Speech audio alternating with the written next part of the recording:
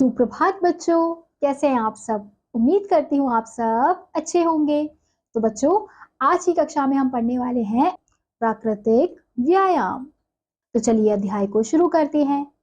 मनुष्य को हवा, पानी और अन्न की जितनी जरूरत है, उतनी व्यायाम की भी। हाँ, कसरत के बिना मनुष्य वर्षों तक जीवित रह तो सकता है, फिर भी यह सिद्धांत सर्वमान्य है कि कसरत के बिना मनुष्य निरोग नहीं रह सकता। कसरत का अर्थ हॉकी, टेनिस, फुटबॉल, क्रिकेट और घूमना ही नहीं है। कसरत मात्र के माने हैं शारीरिक और मानसिक काम, जैसे भोजन, हाड़ और मांस के लिए ही नहीं, मन के लिए भी आवश्यक है। वैसे ही कसरत शरीर ही के लिए नहीं, मन के लिए भी होनी चाहिए। शारीरिक कसरत ना करने से शरीर रोगी रहता है और मन की कसरत ना होने से भी वह शिथिल रहता है। तो बच्चों, हमें क्या बताया जा रहा है कि जो मनुष्य है, जिस प्रकार उसे हवा, पानी, अन्न की जरूरत होती है, उसी प्रकार से उसे व्यायाम की भी जरूरत होती है, यानी कि एक्सरसाइज की भी जरूरत हमें होती है। कसरत के बिना मनुष्य वर्षों तक जीवित तो रह सकता है, फिर भी यह सिद्धांत सर्वमान्य है कि कसरत के बिना मनुष्य निरोग नहीं रह सकता। यानी कि अगर हम कसरत नहीं करेंगे तो हमारे शरीर में अलग अलग प्रकार के रोग उत्पन्न हो जाते हैं। तो इसलिए अगर हमें अपने शरीर को निरोगी रखना है तो हमारे लिए कसरत करना बहुत जरूरी है। और कसरत का अर्थ केवल हॉकी खेलना, टेनिस खेलना, फुटबॉल, क्रिकेट या फिर घूमना ही नहीं। कसरत मात्र के माने हैं शारीरिक और मानसिक काम, यानी कि हमें शरीर के साथ साथ अपने मन को भी कैसा रखना है, शांत रखना है। जैसे भोजन, हाड़ और मांस के लिए ही नहीं, मन के लिए भी आवश्यक है। यानी कि जो हम भोजन करते हैं वो केवल हमारे शरीर के लिए काम नहीं आता है, बल्कि हमारे मन के लिए भी काम आता है। और वैसे जो कसरत है वो केवल शरीर के लिए नहीं, वो हमारे मन को शांत रखने के लिए भी काम आता है। मूर्खता को एक तरह का रोग समझना चाहिए। कोई बड़ा पहलवान कुश्ती मारने में तो बड़ा प्रवीण हो, किंतु मन उसका गंवारों का सा हो, तो उसके लिए निरोग शब्द का प्रयोग करना भूल है। अंग्रेजी कहावत है कि निरोग वही मनुष्य है जिसके निरोग शरीर में निरोग मन का निवास है। यानी कि अगर कोई पहलवान व्यक्ति है और अगर वो मूर्ख है तो वो क्या है, वो भी एक रोगी है, क्योंकि उसका मन शांत नहीं है, उसे किसी चीज की कोई जानकारी नहीं है, कोई ज्ञान नहीं है। तो गवार जिसे हम कहते हैं वो भी एक प्रकार का रोग ही माना जाता है। प्रकृति ने तो हमारे लिए ऐसा सुंदर प्रबंध किया है कि हम सदा कसरत करते रह सकते हैं।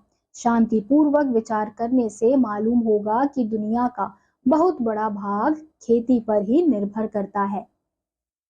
किसान के परिवार को खूब कसरत करनी पड़ती है। तो बच्चों, जो हमारी प्रकृति है उसने हमें बहुत से सुंदर प्रबंध करके दिए हैं जिससे हम सदा कसरत कर सकते हैं। अब जैसे अगर हम शांतिपूर्ण मन से सोचें तो हम देख सकते हैं जो किसान होते हैं उन्हें बहुत ज्यादा कसरत करनी पड़ती है, उसके परिवार को खूब ज्यादा कसरत करनी पड़ती है।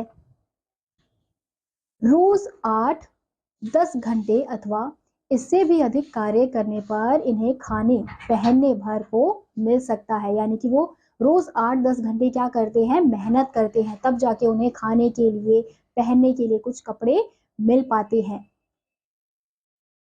इन्हें मन के लिए अलग कसरत नहीं करनी पड़ती। उसे मिट्टी की पहचान, ऋतु परिवर्तन का ज्ञान, चतुराई के साथ जोतना और साधारणता चंद्रमा, सूर्य और तारों की गति जाननी चाहिए।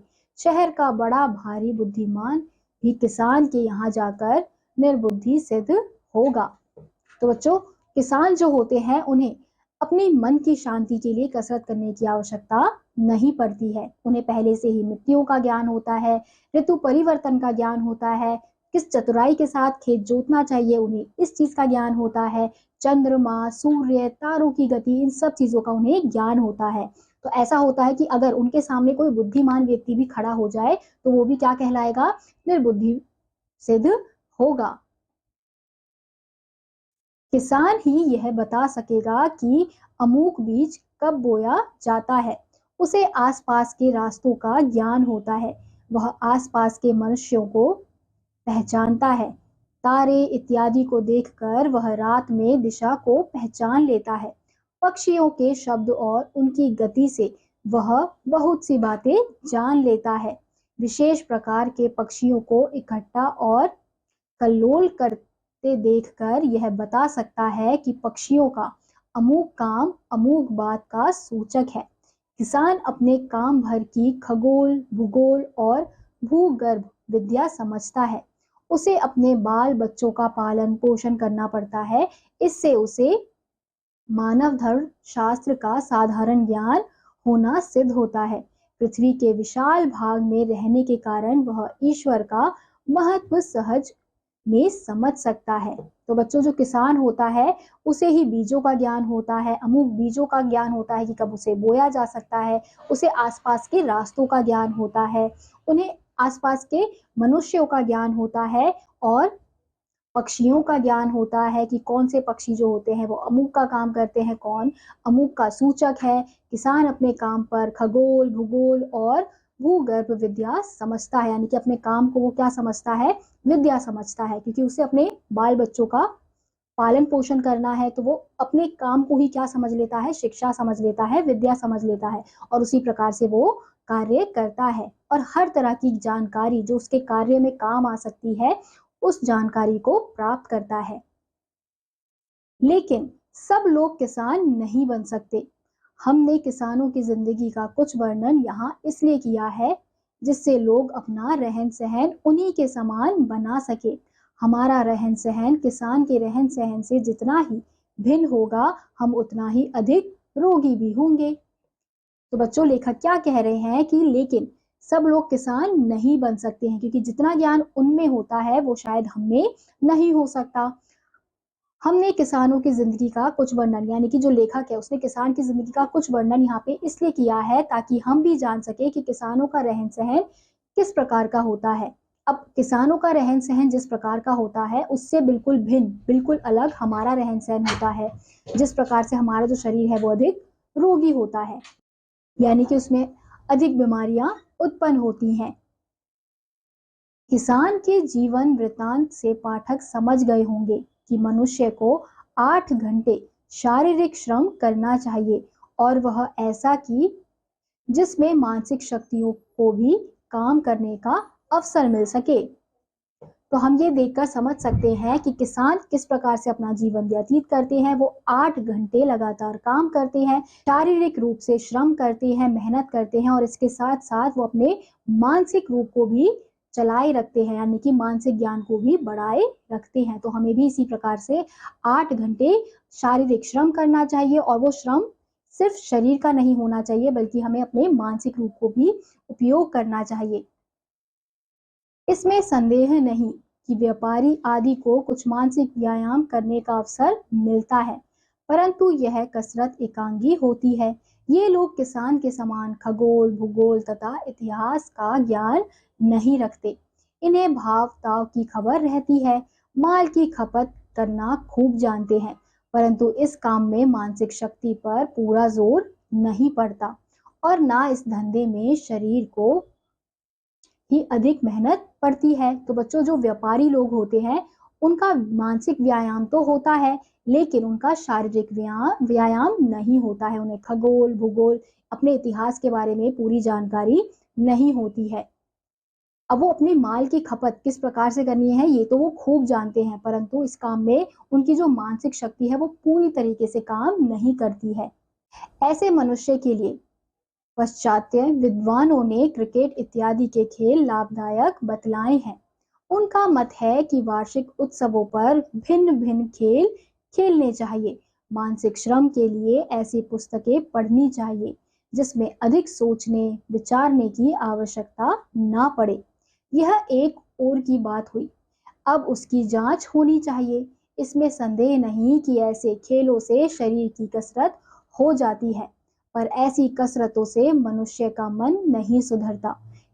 इसके अनेक उदाहरण हैं। तो हम देख सकते हैं कि मनुष्य के लिए इसी दौरान क्या बनाया गया है, क्रिकेट का खेल बनाया गया है कि अगर कोई व्यापारी है तो उसके लिए वार्षिक उत्सवों की तरह क्रिकेट का खेल भी आयोजित करना चाहिए, जिससे उसका शारीरिक रूप से भी उपयोग हो सके। अब जैसे जो ऑफिस जाते हैं लोग, वो क्या करते हैं, वो बैठे बैठे केवल काम करते हैं, अपने मानसिक रूप का उपयोग कर रहे हैं, लेकिन जो उनका शारीरिक व्यायाम है वो नहीं हो पाता है, उनके शरीर का उपयोग नहीं हो पाता है। तो इसलिए इसके लिए क्या बनाया गया है, क्रिकेट का खेल बनाया गया है। क्रिकेट अथवा फुटबॉल के अच्छे खिलाड़ियों की संख्या देखी जाए तो उनमें कितने अच्छी मानसिक शक्ति वाले मिलेंगे। हिंदुस्तान के जो राजा महाराजा अच्छे खिलाड़ी रहे हैं, उनकी मानसिक शक्ति के संबंध में हमें क्या प्रमाण मिले। इसके विपरीत जो अच्छी मानसिक शक्ति वाले हैं, उनमें कितने खिलाड़ी हैं। मेरी समझ में मानसिक शक्ति वाले लोगों में बहुत ही कम खेलने वाले दिखाई पड़ेंगे। यानी कि ऐसा होता है हिंदुस्तान में कि जो अच्छे खिलाड़ी होते हैं तो उनकी मानसिक शक्ति जो होती है वो बहुत कम होती है, और जो मानसिक शक्ति वाले अच्छे लोग होते हैं, व्यापारी होते हैं, वो खिलाड़ी नहीं होते हैं। बहुत कम ऐसे खिलाड़ी होते हैं जिनकी मानसिक शक्ति अच्छी हो सकती है, और ऐसे बहुत कम व्यापारी हैं जिनके खेल में उनकी अच्छी शक्ति है। हमारे भारतीय बुद्धिमान लोगों का मार्ग निराला ही है। वे मन की कसरत करते हैं किंतु शरीर की कसरत बिल्कुल नहीं करते या कम करते हैं। इसी से हम उन्हें असमय खो बैठते हैं। इनका शरीर बराबर मानसिक काम करते रहने के कारण क्षीण हो जाता है। कोई ना कोई रोग इनके शरीर में घर किए रहता है, और उनके पुष्ट विचारों से देश के लाभ उठाने का समय आते आते ही वे संसार से चल देते हैं। तो बच्चों, जो हमारे भारतीय बुद्धिमानी लोग हैं, उनका जो मार्ग होता है वो बिल्कुल निराला होता है। वे अपने मन की कसरत तो करते रहते हैं, क्योंकि वो सोचते रहते हैं, दिमाग लगाते रहते हैं, लेकिन अपनी शारीरिक कसरत वो नहीं करते हैं, जिस वजह से उन्हें अनेक रोगों का सामना करना पड़ता है। उनके शरीर में अलग अलग रोग उत्पन्न हो जाते हैं, और फिर वो असमय रूप में ही इस दुनिया से चले जाते हैं। हम उन्हें खो देते हैं। इनका शरीर बराबर मानसिक काम करते रहने के कारण कैसा हो जाता है, क्षीण हो जाता है, और कोई ना कोई रोग इन्हें लगता रहता है। इससे मालूम होता है कि केवल शारीरिक या मानसिक व्यायाम काफी नहीं है, और ना वह कसरत जो निरुपयोगी और सिर्फ खिलवाड़ के लिए हो। जिस कसरत से मन और शरीर दोनों का सुधार साथ साथ और हरदम होता रहे, वही कसरत अच्छी है। उसी से मनुष्य निरोग रह सकता है।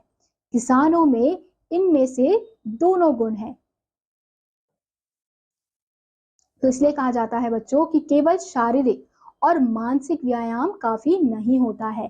तो उसके लिए क्या जरूरी है, हम शारीरिक रूप से भी अच्छे रहें, मानसिक रूप से भी अच्छे रहें, और जो हमारा मन है वो भी शांत रहे।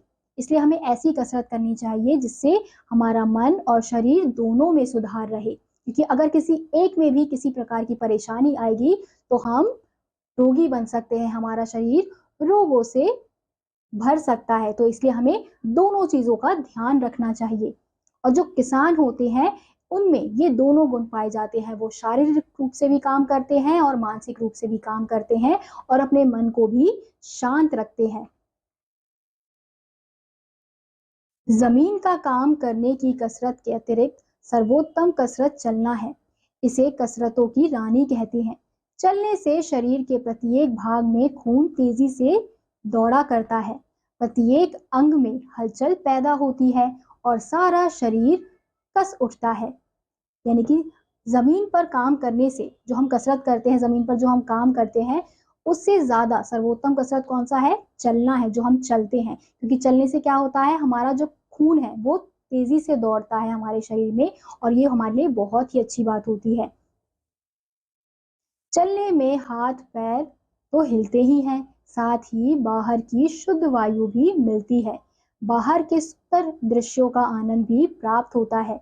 सदा एक ही जगह और गलियों में नहीं चलना चाहिए।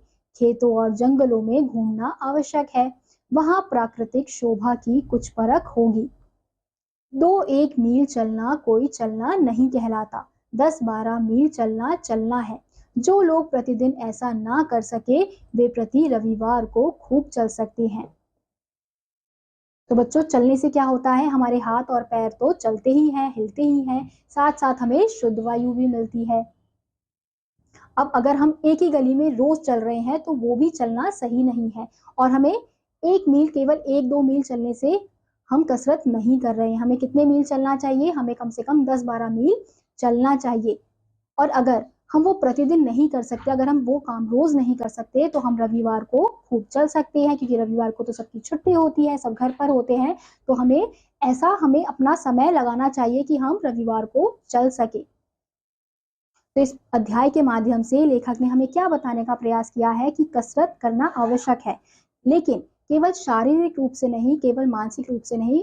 कसरत ऐसे करनी चाहिए कि हमारा मन भी जो है वो शांत रहे, क्योंकि अगर हम शारीरिक रूप से अच्छे हैं लेकिन हमारा मन जो है वो कहीं और ही, हम बहुत कुछ सोच रहे हैं, डिप्रेशन में चले गए हैं, तो उससे भी क्या होगा, हमारे शरीर में रोग उत्पन्न हो जाते हैं।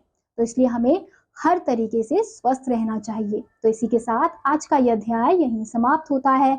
उम्मीद करती हूँ आपको यह अध्याय समझ आया होगा। मैं आपसे मिलूंगी अगली कक्षा में, तब तक के लिए आप सभी बच्चे पढ़ते रहिए और खुश रहिए। बाय।